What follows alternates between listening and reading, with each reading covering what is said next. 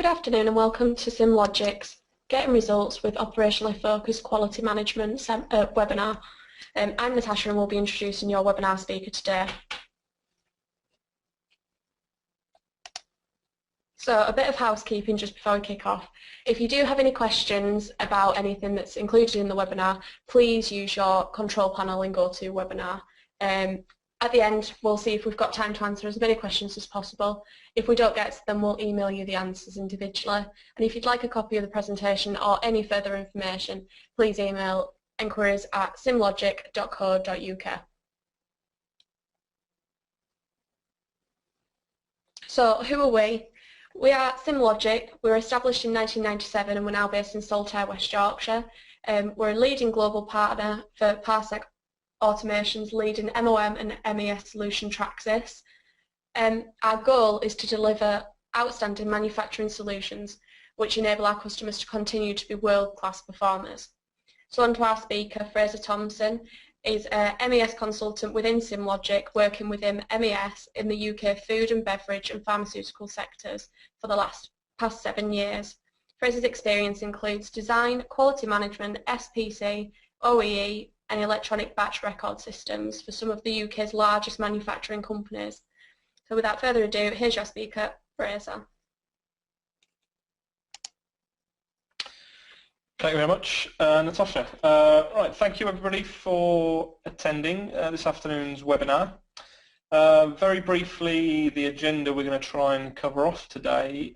Hopefully we should take about 35 minutes. We should be done by about 20 to 2.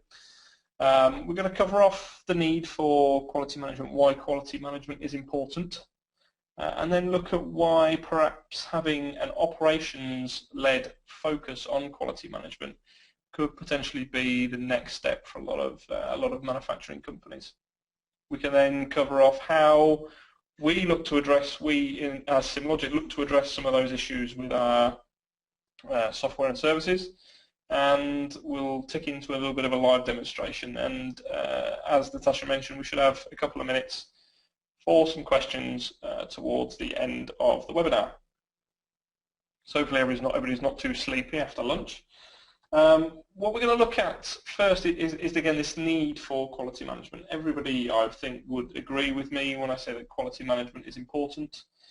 We're certainly seeing a high volume of queries, inquiries, questions about quality management systems, electronic quality management systems, and conversations whereby people are less concerned by recording and maintaining good quality information becoming sort of less frequent. So everybody seems to be motivated, if you like, by having good quality systems, and that's hardly a surprise really, considering in the UK, manufacturing, we're consistently trying to keep up with demand from overseas. What we're trying to do is reshore a lot of manufacturing from the Far East, Eastern Europe and so on, where costs of productions have generally been cheaper, and one of the ways we can do that is by having a high quality finished goods, a high assurance for our customers that the goods produced here in the UK are of the highest quality and will not impact them or their consumers.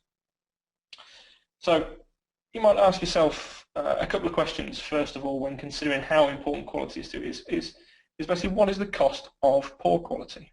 What is the cost of having to rework one unit or one batch of your product if a quality defect has been detected after that batch has been completed? If you don't know the answer to those questions, I'll suggest that's something that you investigate and try to quantify some of these issues. But also there's some quite tangible costs, like what is the cost of rework, what is the cost associated with having to produce that batch again. I need to have all of my labour on the line to produce that batch again. I need to consume another lot of raw ingredients. I need to have my equipment on, consuming energy for a period of time. That all has a cost associated with it, and also obviously the labour force. But what is the costs perhaps of waste, of having to scrap material? So it can't be reworked. We need to rework it, but we also need to pay for a waste management company to environmentally friendly disposal of that product. And again, that all has costs. Some of the slightly more intangible costs would be regulatory compliance, brand protection. If a faulty product or a defect does find its way to the end consumer, what is that going to do to your brand if you are providing that brand to the end consumer? What is it going to do to the contracts you might have in place with your customers if you are reselling that product to another company or another industry? So all of these things are very important. They need to be considered. Customer satisfaction cannot be underestimated, really.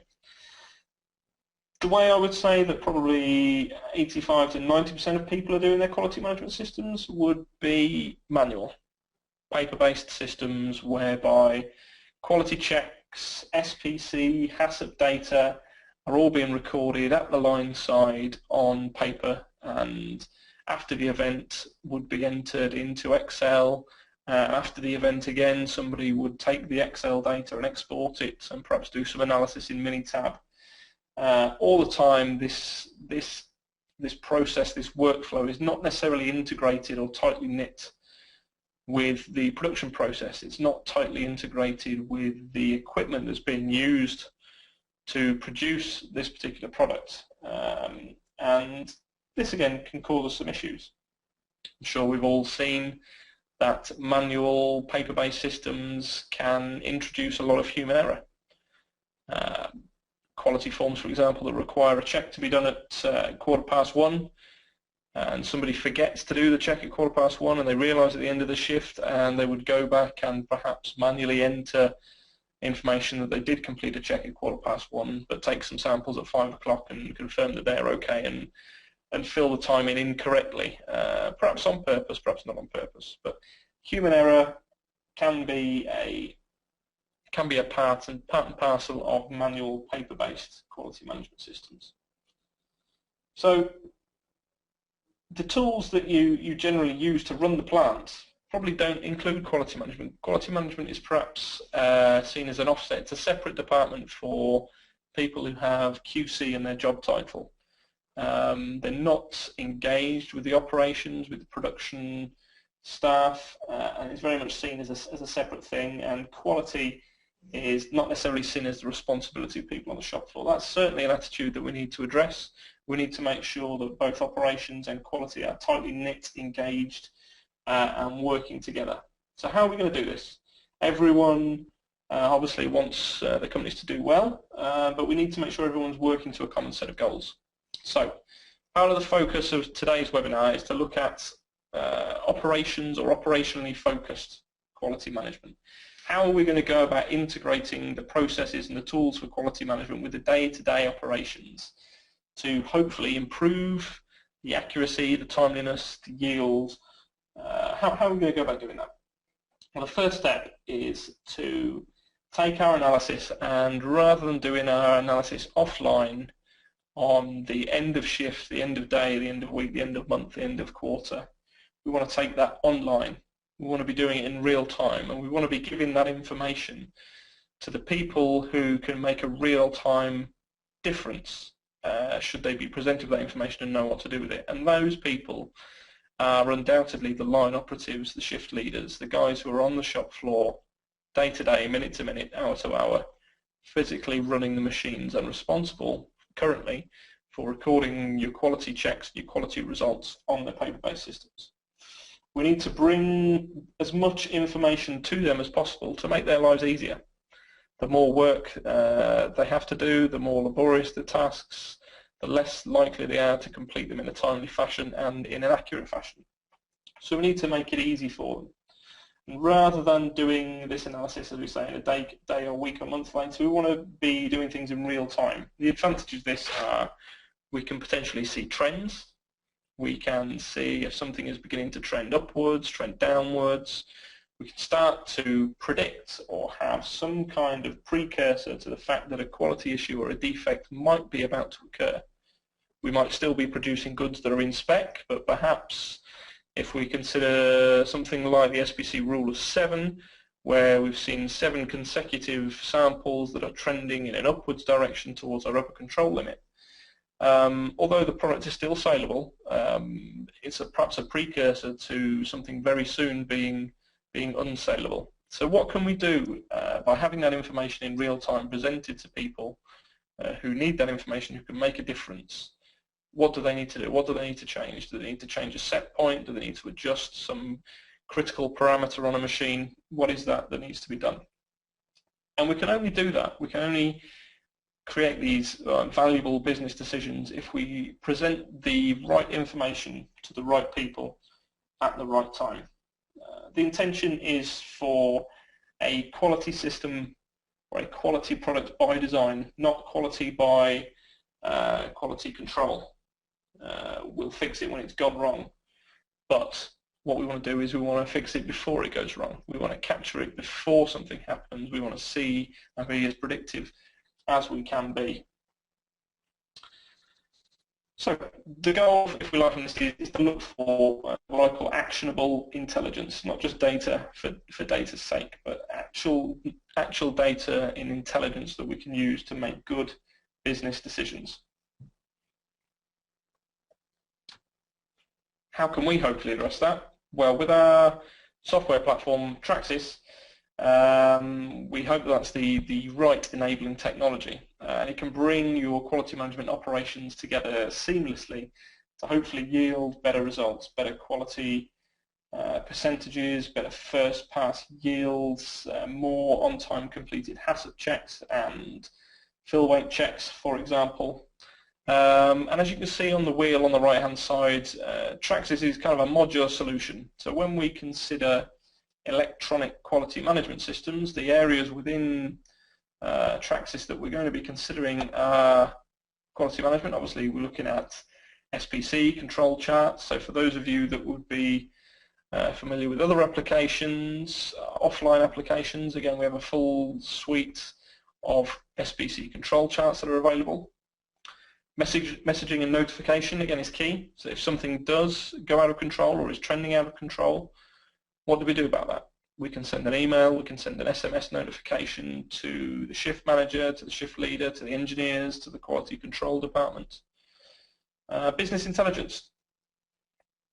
Doing some rolled up weekly, monthly, quarterly analysis is still going to be an important part to look at longer term trends. So again, we have the ability to perform some business analysis, data mining, number crunching, on all of this information we're going to capture. And then also importantly, we can drive workflows and task management so that if we do have some kind of issue, we can enforce tasks and enforce workflows or guide operators through certain processes to get us back to an in-control state. And all of this can be done within a single software application.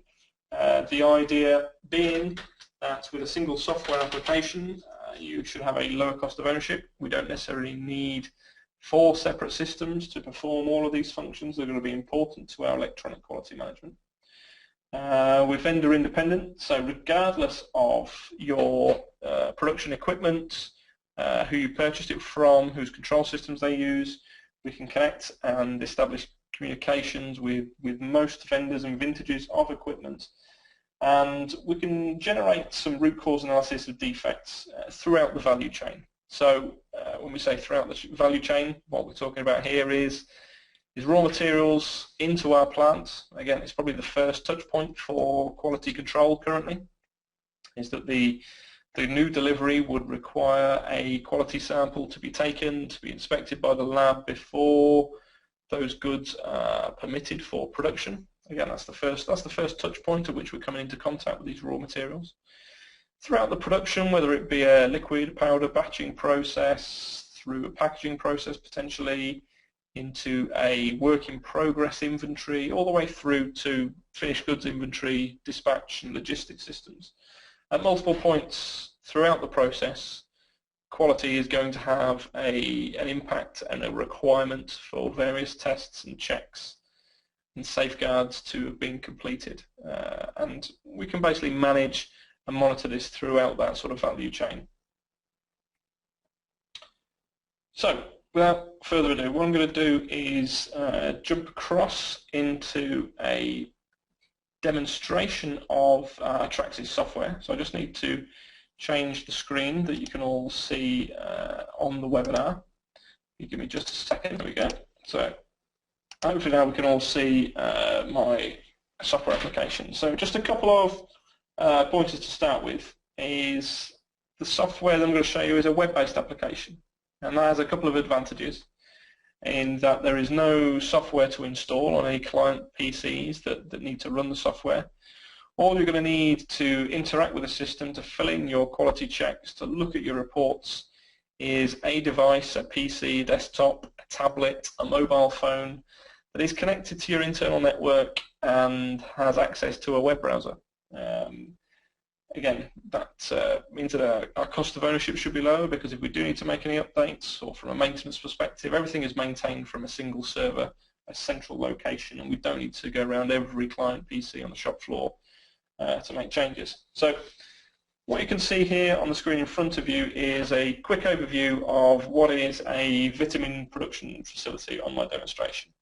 We've got various different processes within my facility. I've got raw materials that come in, I've got a batching, a tableting and a packaging process, and then finished goods that go out. And where we're going to start our process is in the filling area.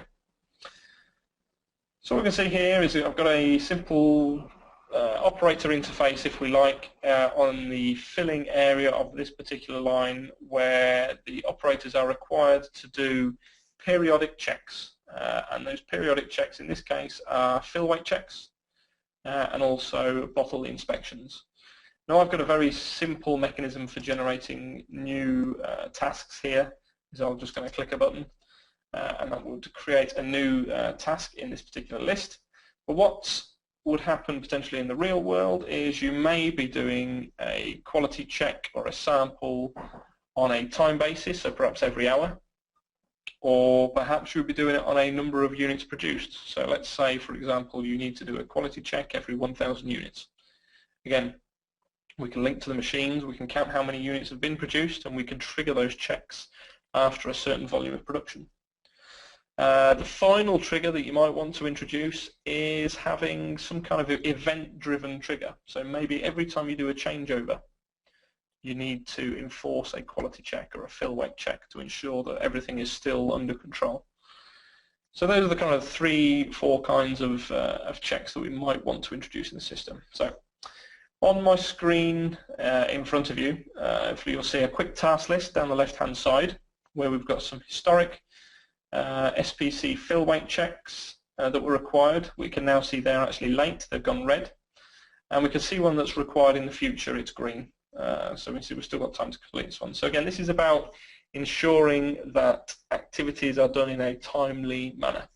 It might be that the workflow you want to introduce will be that if a task has not been completed within 5 minutes of it being due, or 10 minutes of it being due, that the line leader or the shift leader is informed via an email address that a certain check has been missed. And again, this is designed not to be Big Brother, but it's designed to get accuracy and timeliness of information and ensure that quality checks, if they're time critical, are done in a time critical manner.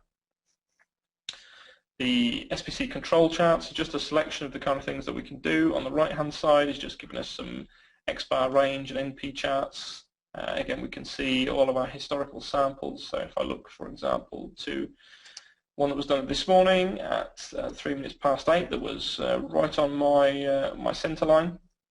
I've got my upper control limits and lower control limits shown here as well, but we can see each of the 5 samples that were taken, who they were taken by, what the subgroup mean was in that particular instance. So what I'm going to do is I'm going to go through the process of completing a fill weight check. So I'm going to click on the task, and that's going to then introduce an electronic form. The intention would be for these electronic forms to in some way mimic the data that is currently captured in your paper-based systems, and this aids in the sort of change management and the adoption of new software and technologies. So in this case, the user's to sign in. That's me. Some notes, perhaps, if relevant. So I'm going to say everything looks okay. Looks okay. And I'm going to go through and put some sample weights in. They're going to be roughly within our specification. So 93, 92, 91, 93, 91. And save that away. And what I should see that then do is to plot a point on my particular control chart that then gives me an indication of whether I'm in control, out of control, trending out of spec, and so on. What we can also see is, for example, if we look at this particular sample point here, we can see that that fell outside of the boundaries of my upper control limit. We can see the subgroup mean was 96.8 and my control limit was 94. So that's essentially a violation. What rules need to be enforced within your business when that happens? Is it for information only? Is it a indication that the product you're manufacturing or you're producing needs to be scrapped, needs to be reworked?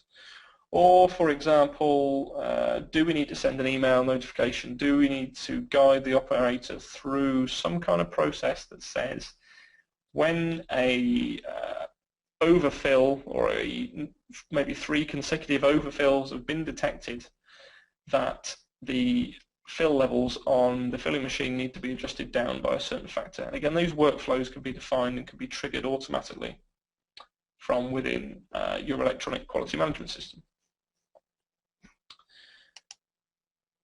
Now what we've covered there is kind of looking at SPC of samples, but we also might want to consider looking at SPC with regards to attributes, and that's what we're doing with the bottle inspections. So if, for example, we take this bottle inspection here, now rather than taking 5 samples from the line, we're going to take a number of samples, let's say 50, and we're going to visually inspect them for levels of damage. So I've got 1 cap damage, 2 label damage, and 10 bottle damage, for example, and record that away. Again, that's plotted then on my NP chart there at the bottom, and again I can see that I've got a violation there. I have in total more than the number of defects that I'm allowed, permissibly allowed 11 defects in a sample of 50, and this time I've had 13, so I've got a 26% defect rate, which is over my control limit. So again, what is the workflow? What are the rules that we need to enforce to drive the correct behavior to bring that back in control?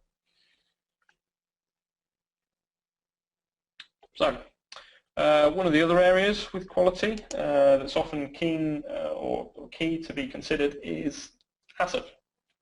Now here we can see a list of the HACCP checks that were completed historically, whether they were completed on time or they were completed late. Here we can see that I've got a late check that's now been overdue for almost 3 hours. We can see we can go in there and we can complete that particular check. And now this time, rather than looking at SPC analysis, I'm asking the operators again through a workflow, through an electronic form, to confirm that certain tests have been done. So either automatically or manually tell me what the filling tank temperature is. So let's say it's 45 degrees. Have you tested the metal detectors? Yes, and they passed. Have you cleared the scrap from the caser? Yes. Is there soap available in the hygiene station? Yes, there is. Have we inspected for damaged products? Yes. Everything was fine. HACCP check completed. Although late, again, I think lateness has been recorded. All of the tests were logged as being acceptable. So I'm just going to create a couple more checks here so I can run through some other examples. So let's take this next HACCP check, for example. So let's say the operator was prompted to do this check at 1:30. And they did. They went into it at 1:30, but they just tried to save without doing anything or without entering any information. We can add a certain amount of error checking, error proofing into the data that we're capturing. Again, we can never be 100%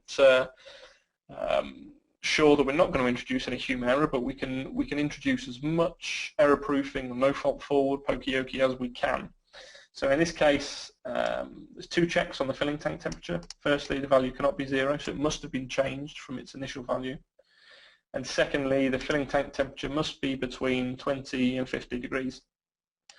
For checks that must be done, must have a response selected. They cannot just have the default response selected. So each of those areas where we've failed to do something correctly have been highlighted. So I'm now going to go through the process again. Put my filling tank temperature in, but this time I'm going to fail my metal detector. We'll still pass everything else, but we failed the metal detector test. So that's going to say I've now completed that HACCP check. That's been logged in here as a time point, so it's been completed. but actually that's now automatically created via the workflow that's been configured in the software. It's created a sub-task that needs to be completed, and this is to perform another HACCP on the metal detector. And this time there's a different set of processes to be followed. So first of all, tell me which metal detector we're talking about, confirm you've performed a recalibration, confirm you've inspected the filler, and again, did it pass or did it fail? So again, if it failed again, we can introduce another workflow to recheck, or perhaps our second failure in a row could do a subsequent workflow. But in this case, I'm going to pass this particular test, and that should clear it from the list. And just as an example of a different kind of check of a form, I'm going to pass everything bar the soap.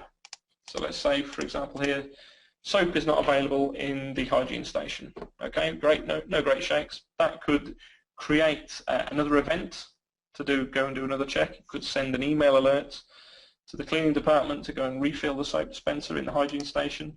And in this case, this is what's done. So there's a task here to say, you must refill the soap. Have you done it? Yes.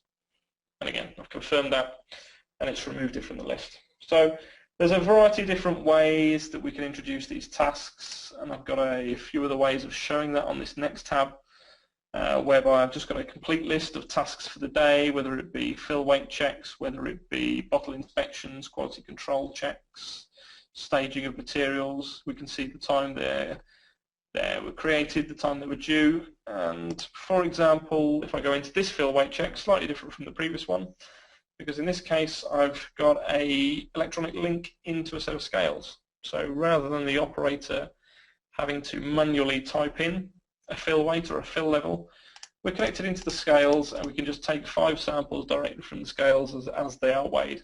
And again, we can confirm if it's within spec. We can start to change things high, low, to make sure that our mean is within spec, because that's again what we are looking at on the SPC charts. This one requires both a signature and a password. But there's something interesting at the top here, and that is this link to the SOP, the Standard Operating Procedure.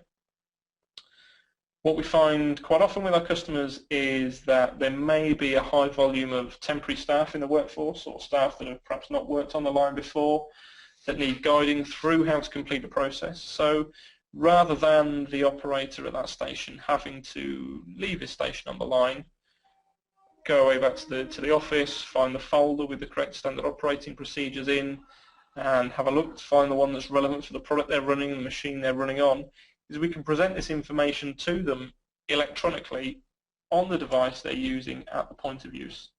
So in this case, we've just linked to a PDF document that says, this is how you should take samples from the line, this is how you should weigh samples on the scales, this is how the scales work, and this is how you should enter data into the electronic system.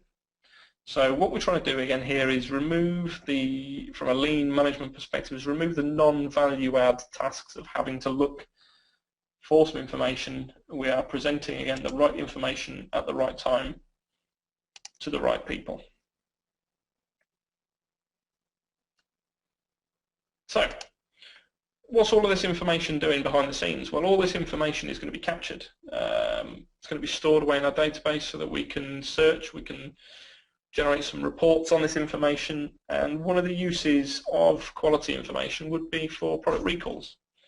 Let's say, for example, that one of our suppliers calls us up and says, yeah, we've found an issue with our bottles, there's a certain compound that's got into the mix for these bottles. When they're blow molded, there's the potential that some elements can leak into the liquid that you're producing. So what you need to do is you need to find every instance of you having used their bottles of that particular lot number. So by scanning that lot number, doing a quick search through the database, we can very quickly find where we've used that particular product. So again, here we used those bottles from that supplier in these quantities on these jobs at these days.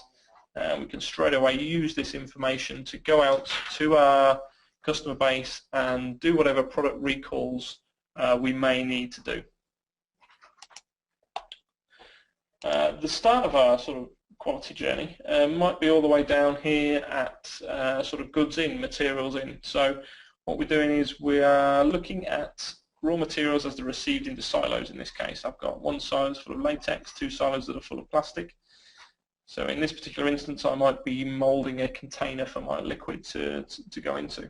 So if I flick across to my moulding page, we can potentially see that my mixer level, I've got a warning on my screen here that I've got no material in my mixer. So we've got a quick task here for the operator to come and say, right, bring me some more material from silo 2. Again, we're keeping this traceability. Is the material in the silo the correct material for what I'm producing? Has it passed its quality checks? And then when we have consumed that, again, we've depleted the stock within that silo. Again, if we want to receive some more plastic into that silo, again, we can say we're running plastic into silo 2 of this lot number in this quantity. And this was the guy in the warehouse that received those goods. And all the time, again, we're building up this picture of traceability. So we can see all of the movements through all of the silos where the goods came in, goods came out, and so on. So this kind of quality management throughout the supply chain, throughout the value chain, really, looking at it door to door. So that sort of concludes the demonstration part. How are we doing for time? We're doing not too bad. What I'm going to do is just flick back across quickly to Natasha and see if we have any questions that the audience has asked, and we should be able to, I think we've got some time for some answers, so give me just 1 second. I'll just move back across to Natasha. Yeah, we've got time for probably about 1 or 2 questions. First question we've got is, were the forms programmed and how much effort does it take to configure them? Okay, that's a good question. Let me jump back across to the main screen. So hopefully we can see we're back into the demonstration now. And I think what we're talking about there, Natasha, is these electronic forms, for example, my fill weight checks or the electronic form that appears with the HACCP check. So these forms are, again, they're configured within the software. They're not developed. They're configured through a set of drop boxes, various tags that can be built into the system. So if I move across to the model part of the software itself, just 1 sec. We can see here that, let's say for example, I've got my factory that's been defined within my model. I've got my filling line that's been defined here. I've got a template of this filling line should I need to replicate it elsewhere. And all the various systems, machines within this line are defined. All of the events that can happen are defined. Some of the tasks that we can complete. So here we go, we've got the SPC bottle inspection. And that's defined as a task to be completed. So we can set the rules within here to say this task needs to be completed every X minutes, every X hours, every Y number of products produced. And the same again with the HACCP checks. And what these are going to do is they're going to link through to some of my task form groups. So for example, if I go to my filling HACCP checklist, I can see that all of the items that were required to be completed on the HACCP checklist are detailed here. So I've got my filling tank temperature we can click into, and we can see how that's been defined. So it's been defined to, first of all, it requires changing. So if the operator completing that form does not change that value, it will flag up as an issue. It will start with the default value of 0, but it requires the operator enters a value somewhere between 20 and 50 degrees. So again, we can see all of this is configuration within the tool, and we can see the same again for the metal detectors. We've got again an integer result, a pass or a fail, with this metal detector result that requires change here again. So I'll pass back to Natasha. We're running slightly low on time now. We've got a couple of minutes spare, and I think it's probably about time to wrap up. Yep. If you submitted any other questions to us, we'll email you back those answers and let you know things about that. If you do think of any other questions that you'd want to ask about any of the things that were mentioned in the webinar, just email the email address on the screen, the enquiries@cimlogic.co.uk, or you can contact us through the website or by phone. We have another webinar scheduled in October, so if you've enjoyed this, please feel free to register for that one when it comes up. Thank you very much for signing on.